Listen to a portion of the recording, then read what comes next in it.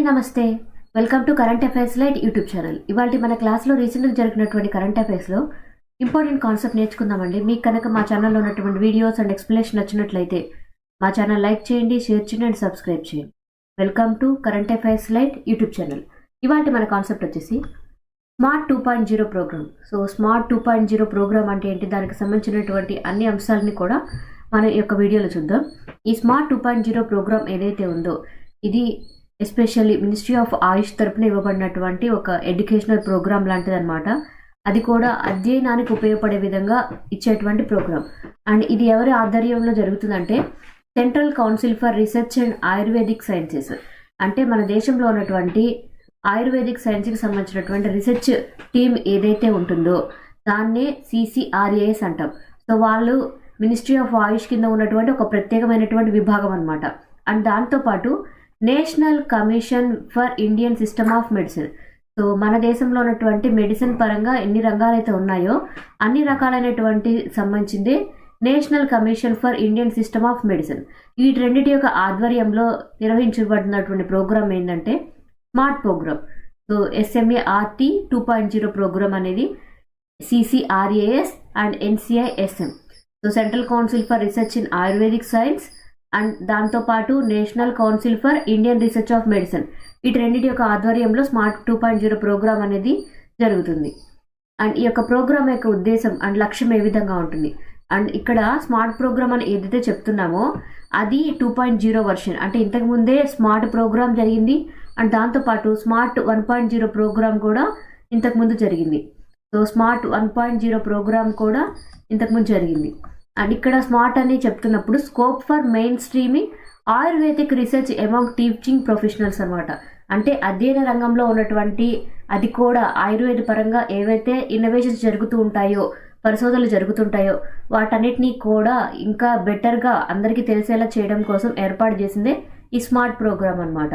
And దీని ద్వారా ఏంటంటే ఆయుర్వేద రంగాల్లో అండ్ ఎక్కడంటే హాస్పిటల్ వైజ్ కావచ్చు లేదా ఆయుర్వేదిక్ని అందించేటువంటి ఇన్స్టిట్యూషన్స్, నేర్పించేటువంటి ఇన్స్టిట్యూషన్స్ ఏవైతే ఉంటాయో, హాస్పిటల్స్ ఏవైతే ఉంటాయో అండ్ అది కూడా మన దేశం మొత్తం మీద ఉన్నటువంటి అన్ని ఆయుర్వేద హాస్పిటల్స్ అండ్ ఇన్స్టిట్యూషన్స్ అన్నిటినీ కూడా ఒక వేదిక మీదకి తీసుకొచ్చి కొత్తగా జరుగుతున్నటువంటి అధ్యయనాల్ని అండ్ వాటి ద్వారా వచ్చినటువంటి మార్పులు ఏవైతే ఉంటాయో అంటే బెటర్గా హెల్త్ని ఇంప్రూవ్ చేయడానికి కొత్త కొత్త పద్ధతులు ఎలా తీసుకొని వచ్చారో ఈ స్మార్ట్ ప్రోగ్రాంలో విన్నవించడం జరుగుతుంది. అంటే ఇది ఒక రీసెర్చ్ ప్రోగ్రామ్ని మిగిలిన అందరికీ కూడా ఎక్స్ప్లెయిన్ చేసేటువంటి ఒక కార్యక్రమం అనమాట. అండ్ ఇక్కడ తీసుకున్నటువంటి స్మార్ట్ 2.0 ప్రోగ్రామ్ ఏదైతే ఉందో దాని యొక్క ప్రధాన లక్ష్యం ఏంటంటే ఇక్కడ ఉన్నటువంటి అంటే జనరల్గా ఆయుర్వేదిక్ పరంగా ఉన్నటువంటి ఏవైతే ఉన్నాయో వాటన్నిటినీ కూడా ఇంకా ఎక్కువగా అంటే ఇంటర్ డిసిప్లిన్ రీసెర్చ్ మెథడ్స్ అంటే ఉన్నటువంటి విధానాలతో పాటు కొత్తగా వీళ్ళు తీసుకొచ్చినటువంటి అవలంబించినటువంటి ఏవైతే ఉంటాయో మెడిసిన్ పరంగా వాటన్నిటినీ కూడా ఇంక్లూడ్ చేస్తూ అది కూడా శాస్త్రీయంగా ప్రూవ్ చేసి పాత పద్ధతులు కరెక్టే కానీ వాటితో పాటు మనం ఇంకొంచెం మెడిసిన్ ఇంకొంచెం బెటర్గా ఇచ్చినప్పుడు రోగి యొక్క ఆరోగ్యం ఇంకా బెటర్గా అయ్యింది అని ప్రూవ్ చేసే విధంగా విత్ ప్రూఫ్స్ తోటి తీసుకొచ్చిన ఇన్నోవేషన్స్ ఏవైతే ఉంటాయో వాటన్నిటినీ కూడా ఇక్కడ ఎక్స్ప్లెయిన్ చేయడం జరుగుతుందన్నమాట. అండ్ దీని ద్వారా ఏంటంటే సేఫ్టీ వైజ్ బెటర్గా ఉందా లేదా అండ్ తీసుకున్నప్పుడు ఇటువంటి మెడిసిన్ని మార్చినప్పుడు ఎక్కువగా రిజల్ట్ ఏ విధంగా వచ్చింది, ఏదైనా సైడ్ ఎఫెక్ట్స్ ఉన్నాయా లేదా బెటర్ రిజల్ట్ తీసుకొచ్చినప్పుడు వాళ్ళు తీసుకున్నటువంటి ఆయుర్వేద పరంగా తీసుకున్నటువంటి చర్యలు ఏంటి అనేటువంటిది అన్నీ కూడా ఇందులో తెలుస్తాయి అనమాట. అండ్ ఇది ఎస్పెషల్ ఏంటంటే పబ్లిక్ హెల్త్ కేర్ కోసం తీసుకోవడం జరిగింది. పబ్లిక్ హెల్త్ కేర్ డొమైన్లో ఈ యొక్క ఆయుర్వేద పరంగా ఏవైతే మార్పులు వస్తూ ఉంటాయో వాటన్నిటినీ కూడా అందరికీ తెలిసేలా చేయడం కోసమే ఈ స్మార్ట్ ప్రోగ్రామ్ అనేది తీసుకొని వచ్చారు. అండ్ ఇక్కడ తీసుకున్నటువంటి స్మార్ట్ 2.0 ప్రోగ్రామ్ ఏదైతే ఉంటుందో అది ఏ విధంగా అంటే దానికి ఒక లక్ష్యం ఉంది. అండ్ ఎస్పెషల్ ఏ విధంగా అంటే ఇక్కడ ఆయుర్వేద పరంగా ఏవైతే ఫార్ములేషన్స్ జరుగుతూ ఉంటాయో అంటే ఉన్నటువంటి విధానాలు ఆయుర్వేద పరంగా ఉన్నప్పుడు వాటితో పాటు వీళ్ళు కొత్తగా ఇంకేదన్నా కనుక్కున్నా లేదా ఉన్న విధానంలో ఇంకొంచెం కొత్త మార్పులు తీసుకొని వచ్చినా అవి ఆయుర్వేదిక్ ఫార్ములేషన్స్ అనమాట. వాటి ద్వారా ఏంటంటే కొన్ని రకాలైనటువంటి రంగాల్లో కొత్త మార్పులు తీసుకొచ్చినప్పుడు వాళ్ళు మంచి రిజల్ట్ అంటే ఇక్కడ ఆరోగ్యపరంగా వాళ్ళు ఇంకా ఎక్కువ మందిని కాపాడగలిగితే ఆయుర్వేదాన్ని యూజ్ చేసి వాటన్నిటినీ కూడా ఇక్కడ ఉన్నటువంటి ఆయుర్వేదిక్ ఇన్స్టిట్యూషన్స్లో అధ్యాపకుల ద్వారా అందరికీ ఎక్స్ప్లెయిన్ చేయడం జరుగుతుంది అనమాట. అండ్ ఎస్పెషల్ ఇక్కడ ఉన్నటువంటి ప్రయారిటీ ఏరియాస్ ఏ విధంగా ఉన్నాయంటే ఎక్కువ శాతం బాల్ కాసా ఒకటి, తీసుకున్నటువంటి బాల్కాసా. సో బాల్కాసా అంటే పిల్లల్లో వచ్చేటువంటి రెస్పిరేటరీ డిసీజెస్ అనమాట. దాన్ని పీడియాట్రిక్ డిసీజెస్ అంటాం, పీడియాట్రిక్ రెస్పిరేటరీ డిసీజెస్. సో పుట్టిన పిల్లల దగ్గర నుంచి కొంత 5 ఏళ్ల వయసులోపు ఉన్నటువంటి పిల్లలకి ఏవైతే డిసార్డర్స్ వస్తూ ఉంటాయో అటువంటి కూడా శ్వాసకోశ పరంగా వచ్చేటువంటి డిసార్డర్స్ని బాల్కాసా అని పిలుస్తాం. అండ్ దాంతోపాటు మాల్ న్యూట్రిషన్ పరంగా వచ్చేటువంటి ప్రాబ్లమ్స్, అంటే పోషకాహార లోపం వల్ల వచ్చేటువంటి ప్రాబ్లమ్స్, ఇన్సఫిషియంట్ లాక్టేషన్ అంటే తల్లిపాలు సరిగ్గా లేనటువంటి పిల్లలు వచ్చేటువంటి problems, and abnormal uterine bleeding. So గర్భస్రావం అయినప్పుడైనా లేదా కొన్నిసార్లు అధికంగా రక్తస్రావం కనుక జరిగితే అటువంటి situations, and post menopausal situation ఉంటుంది. అటువంటి సిచ్యువేషన్లు ఏంటంటే ఎముకలు అనేవి గుల్లబారిపోతాయి. అటువంటి సిచ్యువేషన్లో అండ్ డయాబెటీస్ మిలిటస్ అంటే ఇది మనకు తెలిసినటువంటి షుగర్ వ్యాధి, వీటన్నిటి పరంగా కూడా ఏదైనా ఆయుర్వేదంలో కొత్త తీసుకొని వస్తే, కొత్త మెడిసిన్ని కనిపెట్టినా లేదా కొత్త విధానాలు కనుక తీసుకొస్తే వాటన్నిటి మీద ఫార్ములేషన్స్ అంటే కొత్త విధానాల్ని అందరికీ తెలిసేలా చేయడమే ఈ ప్రోగ్రామ్ యొక్క ముఖ్య ఉద్దేశం. అసలు ఈ CCRAS అంటే ఏంటి? సో CCRAS అనేది ఒక స్వయం ప్రతిపత్తి సంస్థ అనమాట. అది కూడా ఎవరి కింద వర్క్ చేస్తుందంటే మినిస్ట్రీ ఆఫ్ ఆయుష్ పరిధిలో వర్క్ చేస్తుంది. సో మినిస్ట్రీ ఆఫ్ ఆయుష్ కింద ఆయుర్వేద ఉంటుంది, యోగా, న్యాచురోపతి ఉంటుంది, యునాని, సిద్ధ అండ్ హోమియోపతి, ఇవన్నీ కూడా ఆయుష్ కిందకే వస్తాయి అనమాట. అంటే మినిస్ట్రీ ఆఫ్ ఆయుష్ పరిధిలోనే ఇవన్నీ కూడా ఉంటాయి. అండ్ ఇక్కడ CCRAS అని ఏదైతే చెప్తున్నామో అండ్ ఇది ఏంటంటే మినిస్ట్రీ ఆఫ్ ఆయుష్లో ఉన్నటువంటి అత్యున్నత విభాగం. ఆ విభాగం ఏం చేస్తుందంటే ఫార్ములేషన్స్, కొత్త విధానాలు వచ్చినప్పుడు అవి ఏ విధంగా ఉన్నాయి, అండ్ కోఆర్డినేషన్, సో అవి ఒక చోట నుంచి ఇంకొక చోటికి ఆ యొక్క వర్కింగ్ అండ్ ఆపరేషన్ని మార్చినప్పుడు ఏ విధంగా వర్క్ చేస్తున్నాయి, అంటే ఇక్కడ మనకి ఆయుర్వేద కళాశాలలన్నీ కూడా ఒకే విధంగా వర్క్ చేస్తున్నాయా లేదా అనేటువంటిది తెలుసుకుంటూ ఉంటారు. And development promotion of research in scientific lines అనమాట. అంటే ఆయుర్వేద పరంగా శాస్త్రీయంగా నిరూపితమైనటువంటి మెడిసిన్తో పాటు కొత్తగా రీసెర్చ్ చేసి కనుక్కున్నటువంటి విధానాల్ని రెండింటినీ కలిపి మనకి కావాల్సిన విధంగా ఆరోగ్యాన్ని బెటర్ చేయడానికి ఏవైతే విధానాలు పాటిస్తున్నారో వాటి గురించి. అండ్ దాంతోపాటు సోవారిక్పా అనమాట. ఈ సోవారిక్పా సిస్టమ్ అనేది కూడా మెడిసిన్లో ఒక విధమైనది. దీన్ని కూడా యూస్ చేసి ఈ యొక్క ఆరోగ్యపరంగా ఏవైతే మంచిగా రిజల్ట్స్ తీసుకొని వస్తున్నారో వాటన్నిటి గురించి ఎప్పటికప్పుడు చర్చించేది CCRAS. సో CCRAS ద్వారా మినిస్ట్రీ ఆఫ్ ఆయుష్ వాళ్ళు కొత్తగా వచ్చినటువంటి విధానాల్ని అందరికీ అధ్యాపకులకి అక్కడ చదువుకునేటువంటి విద్యార్థులకు కూడా సరిగ్గా కొత్తగా తెలిసే విధంగా తెలియజేయడం జరుగుతుంది. అండ్ ఇక్కడ national commission for Indian system of medicine అన్నారు. సో ఇది NCISM అంటాము. అండ్ ఇది ఒక స్టాచ్యుటరీ బాడీ అనమాట.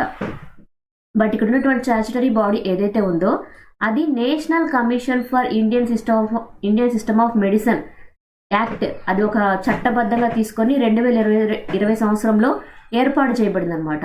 అండ్ ఈ యొక్క యాక్ట్ ద్వారా ఏంటంటే మనం దేశంలో ఉన్నటువంటి మెడికల్ ఎడ్యుకేషన్ పరంగా ఏ విధమైనటువంటి ఎడ్యుకేషన్ ఇవ్వాలి, అంటే అందరికీ ఈ యొక్క మెడిసిన్ అనేది అందుబాటులో ఉందా, మెడికల్ వైద్యం అనేది అందుబాటులో ఉందా, అండ్ ఎఫర్డ్ చేయగలుగుతున్నారా లేదా, అండ్ మెడికల్ ఎడ్యుకేషన్ అనేది కరెక్ట్ ప్రాసెస్లో ఉందా లేదా, అండ్ ఇక్కడ availability of adequate and high quality medical professionals అంటే మన దేశంలో ఉన్నటువంటి వైద్య బృందం ఎవరైతే ఉన్నారో వాళ్ళు మన దేశంలో ఉన్నటువంటి జనాభాకి తగిన విధంగా ఉంటున్నారా లేదా అనేటువంటి చాలా అంశాలను పరిగణలోకి తీసుకొని ఎప్పటికప్పుడు చెక్ చేస్తుంటుంది అనమాట.